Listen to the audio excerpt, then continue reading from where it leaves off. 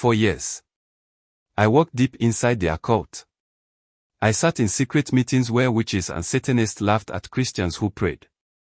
Because most of those prayers never even reached the throne of God. Why? Because we knew the spiritual laws that could intercept, silence, and block those prayers before they ever caused any damage. Dramatic pause, thunder sound. Today, I'll expose them all. The hidden 4 laws of darkness that stop your midnight prayers from breaking through. Section 1, My confession. I wasn't reading from books. I lived this life. I was sent into homes, churches, and even hospitals across Ghana to make sure prayers never reached God's altar.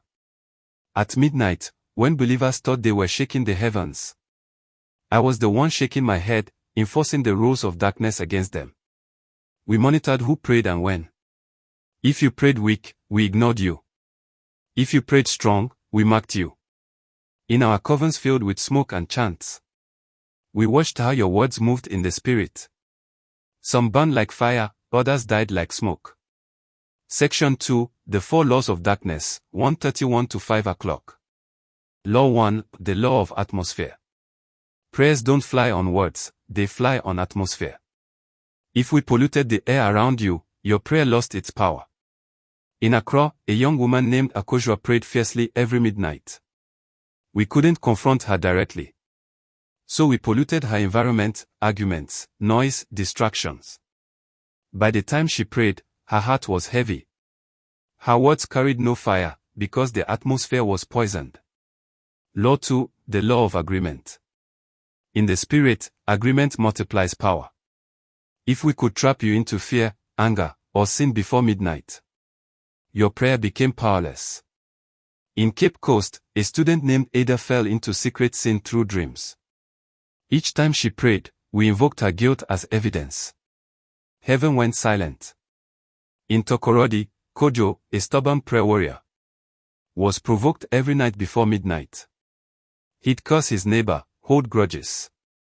And when he prayed, we stood in the spirit and declared, he has agreed with bitterness. His fire turned cold. Law 3, The Law of Substitution. If we couldn't stop your prayer, we redirected it. In Tima, Pastor Kofi Ajima prayed against witchcraft. We diverted his words toward confusion in his finances. His church collapsed, and he never understood why. In Sekondi, a nurse named Abina prayed for her father's healing. We swapped her prayer's target, her intercession went to strangers abroad. Her father died.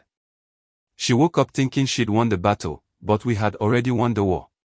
Law 4, The Law of Timing. Midnight prayers strike at the gates of time.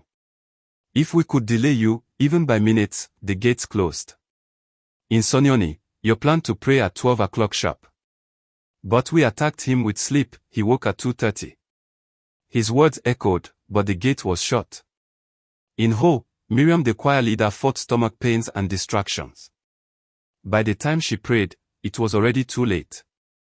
The demonic altars had been reinforced. Section 3, The Revelation. These are the 4 invisible laws we enforced. Atmosphere. Agreement. Substitution. Timing. Many believers think they are praying, but their words never leave the room. I'm not telling you this to scare you. I'm telling you this to warn you. Because midnight is real warfare. If your heart is impure, if your environment is polluted, if your focus is broken, or your timing is off, then witches have already won.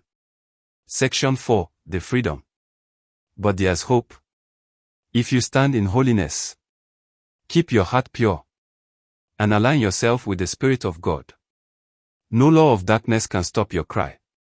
Because when light rises at midnight, darkness flees. If this story opened your eyes, share it, because someone's midnight prayer is still being blocked. And remember, when you pray right, you don't just talk to heaven, you shake hell itself.